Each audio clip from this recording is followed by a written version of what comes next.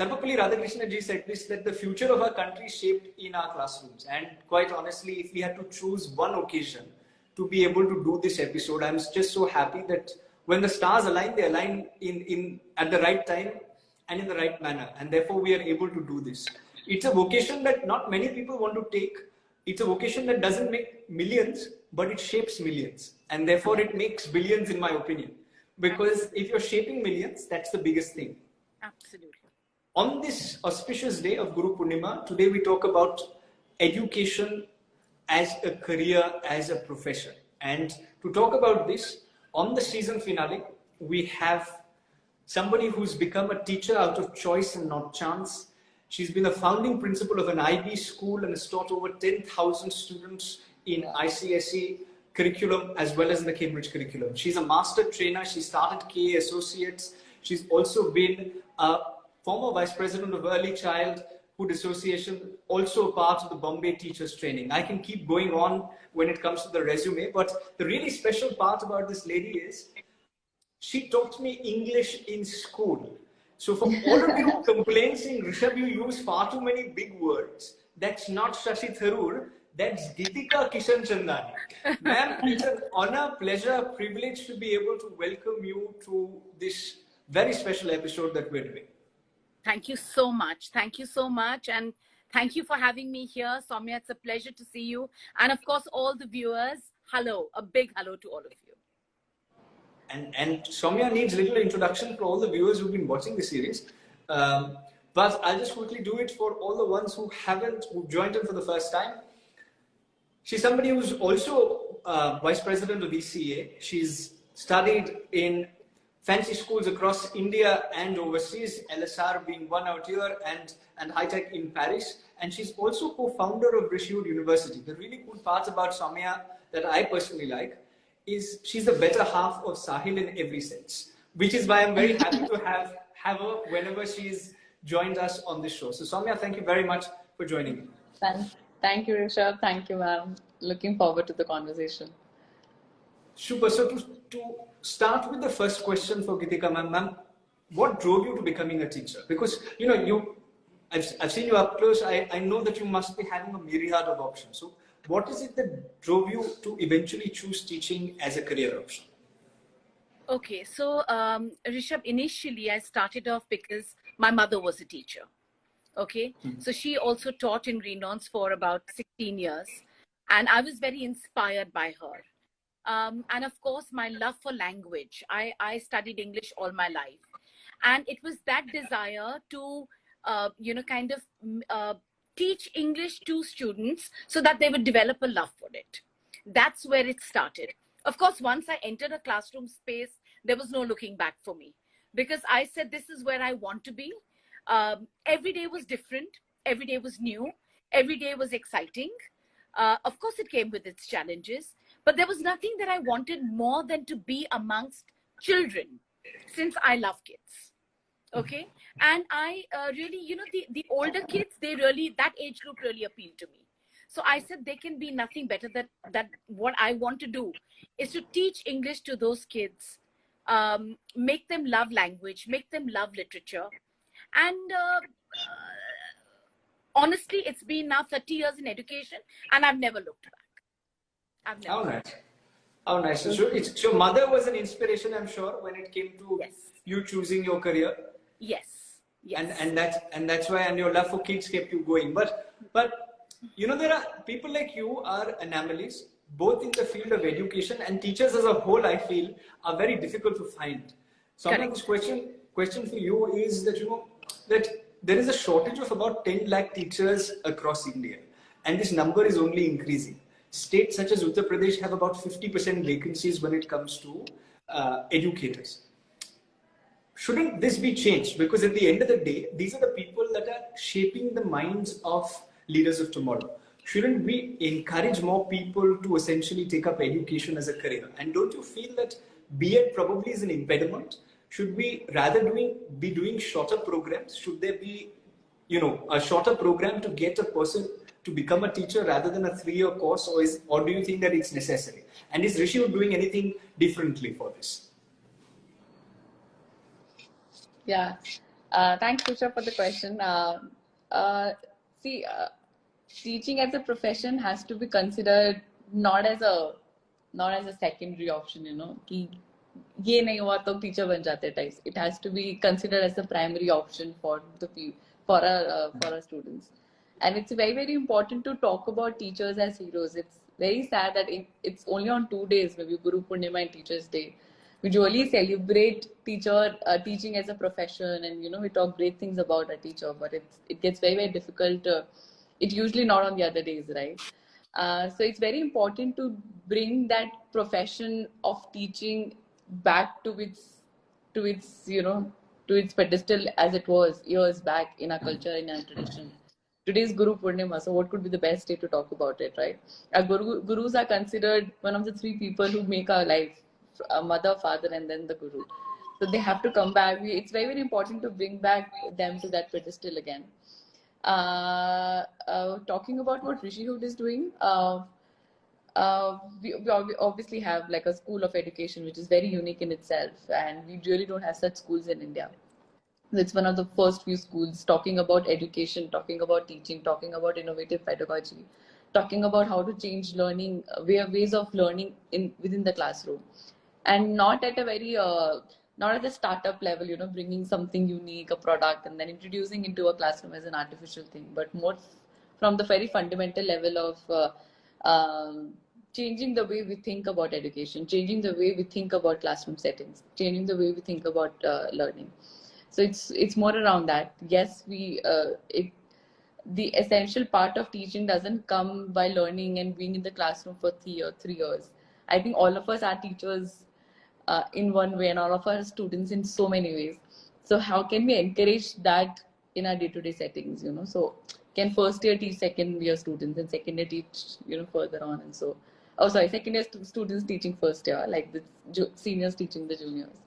So these are the few fundamental things that we are bringing within the university. Obviously, designing programs around it, designing trainings for the teachers, principals, even management around it, and bringing out the importance of gurus, of teachers that have been lost in so many years, and bringing back, giving them that pedestal again, and well, very true what you said, that you said that you want to get gurus back to that pedestal. I remember whenever I was in school, I used to look up to teachers, and I used to look up to whether it's Gitika ma'am or Miss Banerjee, or briefly Mrs. Bajaj, and all of these people. But I do also see I do see a paradigm shift in the way young people also approach this. So as much as you say that Soumya, that universities need to push this up, I think what you said very importantly, getting young people to understand when you become an educator,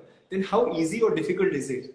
Like Mrs. Shani in college did this mistake. She made me teach the second year and third year students when I was in the first year.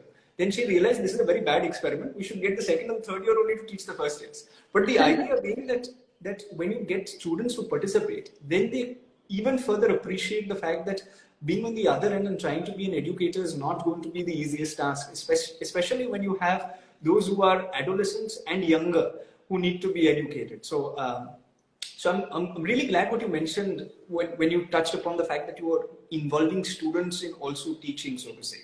So, but moving from the main gremlin, the reason why people are not getting into education, this personally is something that I've also felt, is compensations that are there for teachers. And you said, it should not be a secondary option, Soumya. You said it should be a primary option. But how will it be a primary option when the compensation that is attached to it is lesser than public servants in public service?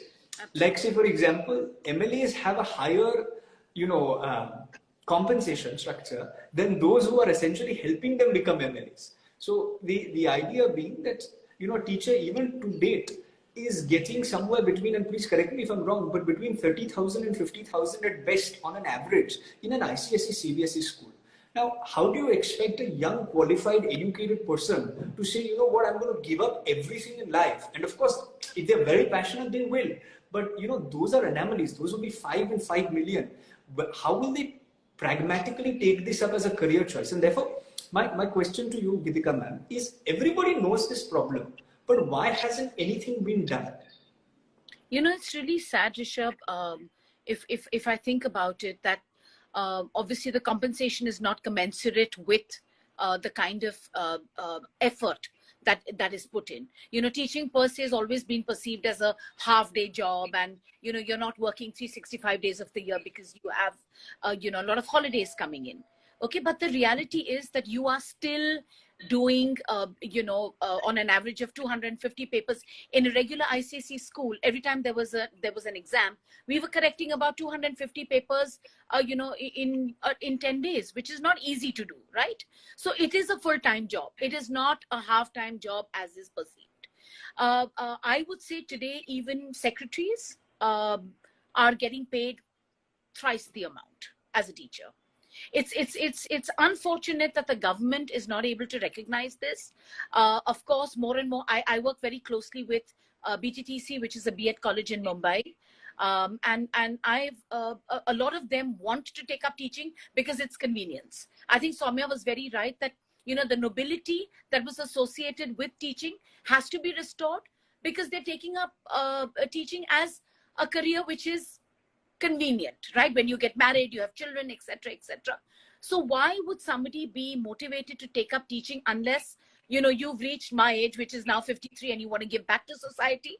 Okay, which is what we, you know, what primarily we are doing. They really need to incentivize this, and teaching is something that the government really needs to recognize and say, look, these teachers are not well paid, especially in state board, ICSE, CBSE schools. If you join an international school, you'll probably go up a little higher, okay, in terms of your salary scale. But the government really needs to wake up. And this is a battle that has been going on for the last, I don't know how many years. So honestly, it's up to the government. I mean, we are tired of, you know, talking to people and telling them, guys, you know, push this now. Yeah, Soumya, maybe you can do something and, you know, through your university and really push it, because it's unfortunate. That's true, ma'am. And it's sad because with the way edtech started and the way the edtech startup is now growing, it's unfortunate the best of the talents are now going in that sector, because obviously they're able to pay more, they're able to give more convenience to the educators, to the curriculum designers, and to the learning design. And I also want to say, I don't know whether this will come up in the question like here, but I think at this point of time, teaching as a job is seeing a lot of transition, because with the way technology is now shaping up and teaching kids a lot of minor things, you know. For example, my daughter is 1.5 years old and she can now recognize colors. So because of the help of technology and the way the interaction is now happening with the kids. So the role of the teacher is also changing to more intense, deeper role of mentoring, making them think creatively, innovatively, and such difficult tasks, which is very hands-on, which is very minute, has to be compensated with like a proper salary stipend. Yeah. No, but the sad thing is that everybody's saying this, and that's why we've created something that's called the Global Principals Network. I felt the fact that education doesn't have a lobby. Education is governed by CBSE, ICSE, IB, school education, but this yet falls under the jurisdiction of government. And which is why, and of course the IB board being outside and is not directly governed by Indian law, so to say, but there's no common platform for young people, and more specifically for educators, to come together and say, you know, this is what we need and this is how we're going to do it. So that's why we started this GPN, which is the Global Principals Network. But the idea with the Global Principals Network, and this is one of the problems that I faced, is we make recommendations. We started this about 6 months ago. We make recommendations to the center. The center says, "पर ये state का subject है," and the state says, "but वो center ने अब तक law नहीं लेके आया." So my question, Soumya, to you is this: that it's like our roads in Bombay. Since the time, and this is coming from you know, it's becoming a Bombay conversation. But you know, everyone who's been to Bombay and all the viewers out here would have been to Bombay at some point. The roads are as bad as they were 20 years ago. Absolutely, yeah. So it's just right. So things like this, like civic infrastructure, like education, basic things which help a country progress. Everyone's been telling government, but government doesn't do it. When it comes to the NEP, and therefore I must ask you this question. When it comes to the NEP, I think it's a great policy, but the implementation will get stuck because there is a fight between the state and the center. And therefore, what are your thoughts when it comes to politics getting involved in things like education, which they should not get involved into, and where politics is supposed to get involved into, which is civic administration? They're not any which way doing their job. At least when it comes to the roads in Bombay, I can tell you for sure. So the point being, Soumya, that how do you implement the NEP? Now you are running a university. You may have better access to government, to resources, and so on and so forth. You may be able to do it. But there are so many universities across. No. There are so many universities across. How will they implement it? How will they implement this? And should politics be involved in education in the first place? Right. That's a big question, Rishabh. And I think, again, I'll talk culturally here. Culturally, education has been taught by the society, in a very small setup, by the family. And it has not been the role of the state at all. I don't think so. The king or whosoever, the ruler, would play any role with respect to the education. And it's very unfortunate the way we've built our constitution. The way we've grown as a nation state, so as to say, it became a mandate of the government to ensure everybody is educated. And again, within that, in making everybody educated in a very same way, and not ensuring that the best talent or the excellent talent is being groomed the way it should be groomed, and the average is being, you're sort of averaging everybody out. The best and the worst is sitting in the same class, and the best is not able to groom itself to its best potential, and the one who needs to pace up to that level is struggling really, really hard to come to that level, rather than talking to that person at that stage.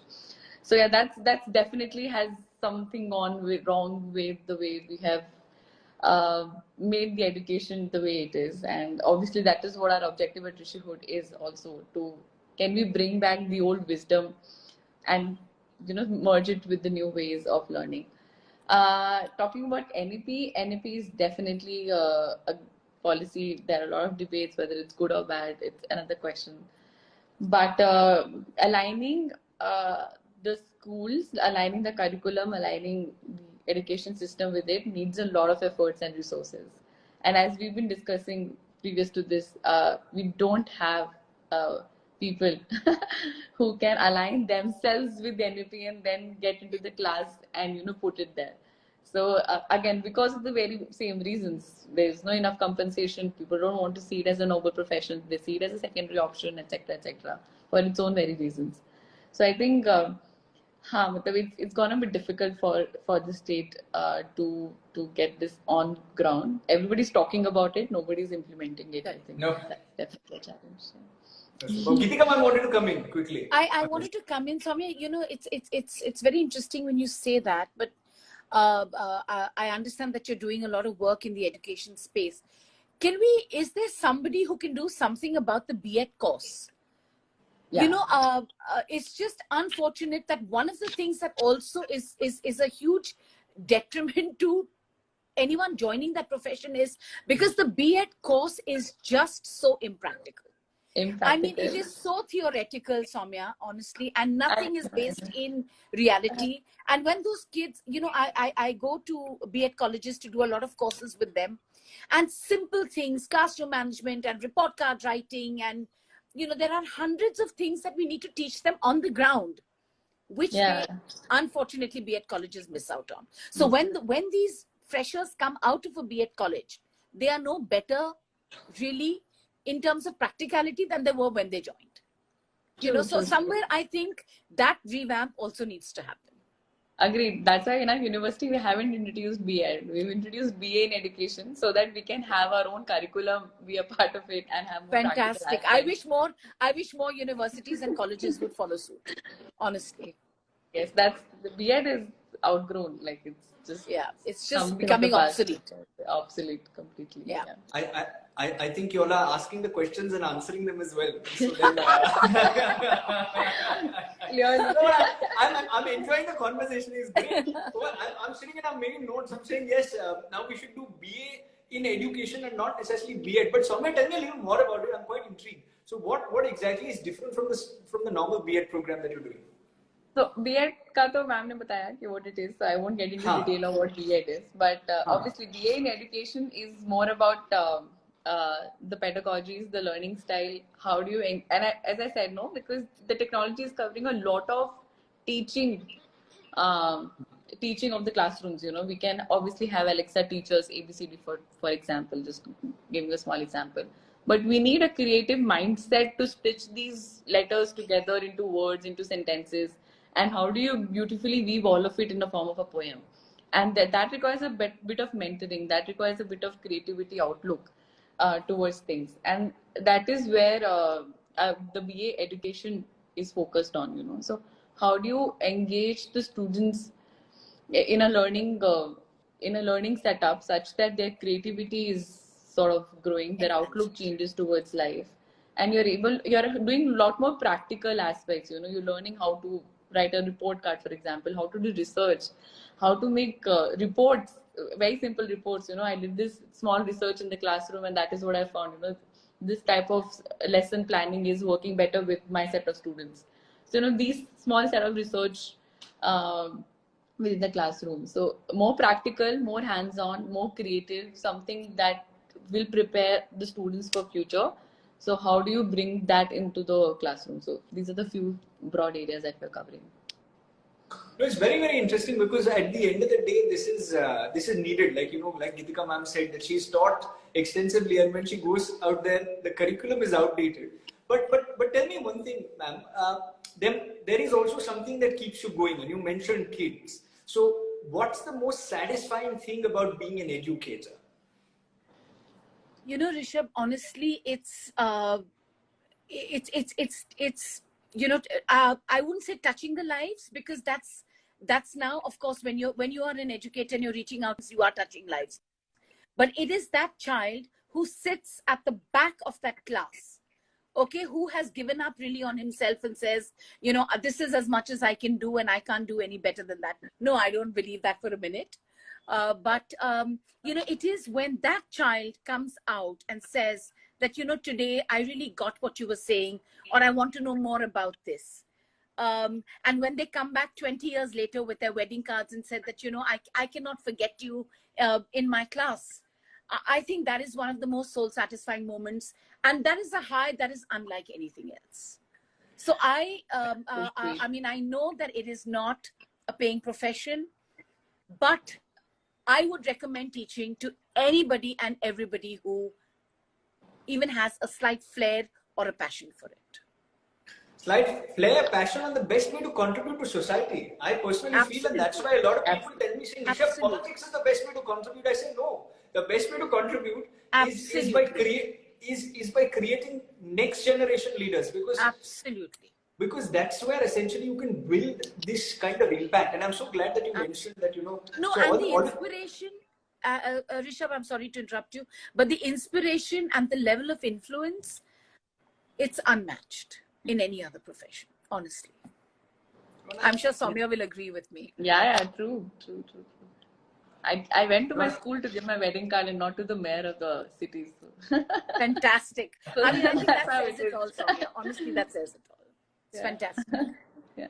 And that in a way summarizes what we're talking about. The fact that this is the Guru Purnima, this is the day where essentially gurus are revered and where the next generation should want to become those gurus, so that essentially we create more young people. But let me end with one final question that I want to ask the two of you, is that there's been a massive colonization in Indian education. Education in our country is now seen in a way it's getting decolonized. We're going back to our roots, so to say, is what a lot of people would like to say.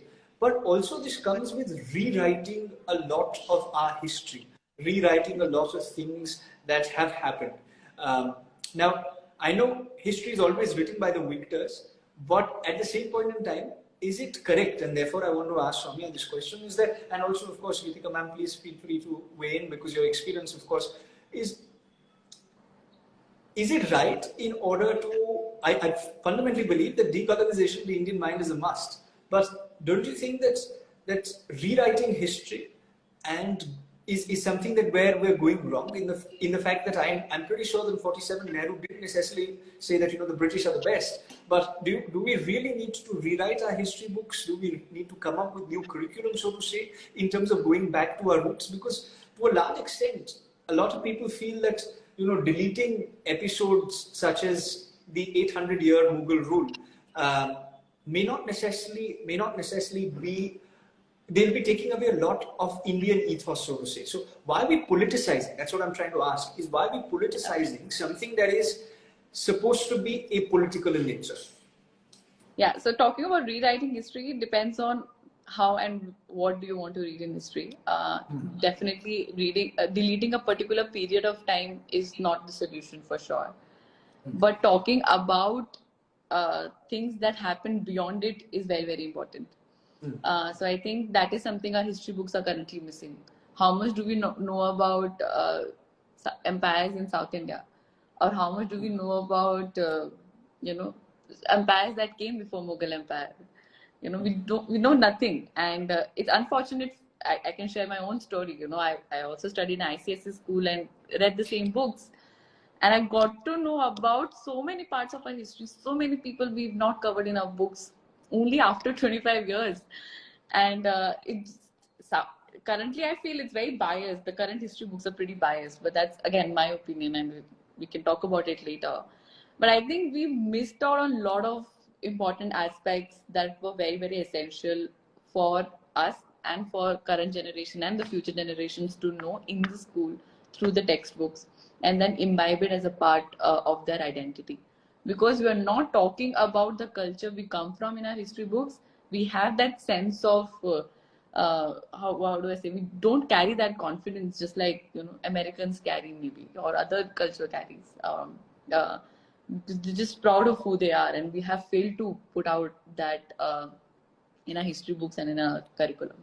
So yes, it is important to rewrite history and cover aspects that we haven't done very proudly and boldly before.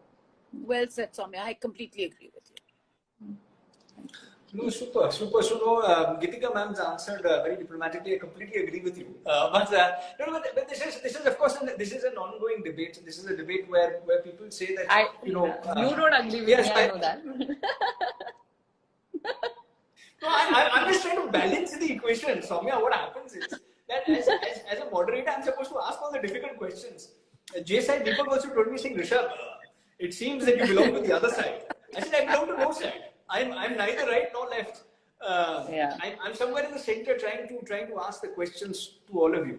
So, but in a nutshell, I can safely say this, that gurus in India were treated and regarded as Soumya said. There was mother, father, and guru, and these are the three people who shaped your life. And on this Guru Purnima, I'm just so glad that we were able to touch upon this subject. Before I let the two of you go, there is something that we do, which is a very fun activity, which Soumya knows.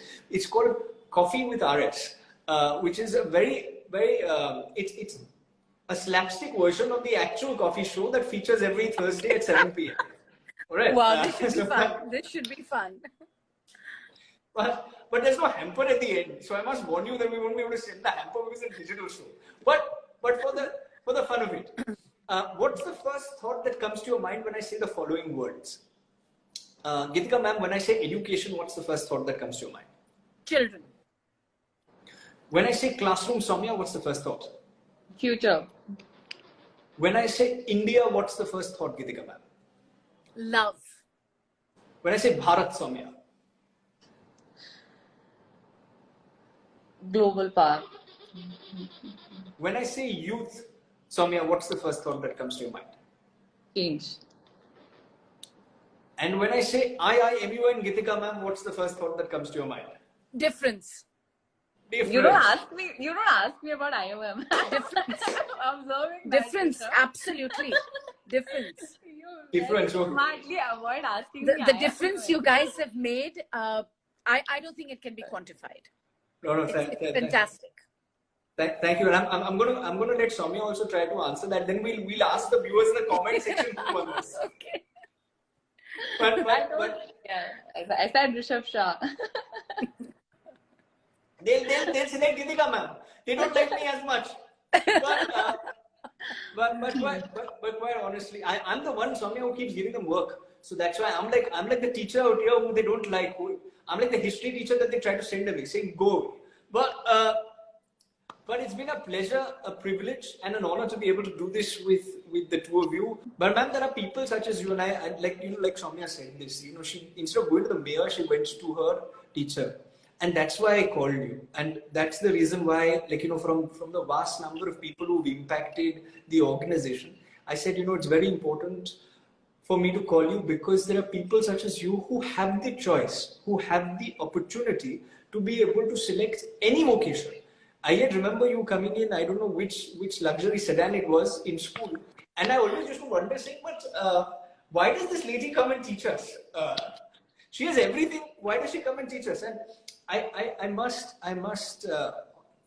tell you that had quite an impact on all of us. At least my batch, whether it's Suhani or Hardik or all of these people, we very fondly remember you. I must thank you. And before it becomes a personal conversation about school, I must, on a larger note, say that we don't need people who make millions, but we need people who help people make those millions and trillions by shaping millions of lives. And that is the need of the hour. And if there is one thing that one can take back from this, is that both Soumya and Gitika ma'am are educators who are trying to pioneer the field of education in the 21st century in an Indian manner. And to that end, I hope very many of you will get inspired and not take the B.Ed course, but take the BA in education course in universities such as Rishabh. Soumya, I did a good plug-in out there. So the last part was Thank you. No, Soumya, you're doing some fantastic work. Please continue with it. Thank you so much, ma'am. We look forward to collaborating with you soon. Yes, definitely. And Rishabh, that's what the frame you put it. Nice background. Yeah, absolutely. No, but thank you to the both of you for joining in for this wonderful conversation. I hope you enjoyed it as much as we did. Thank you, Rishabh. Thank you for having me here. Thank you, Rishabh. Thank you, ma'am.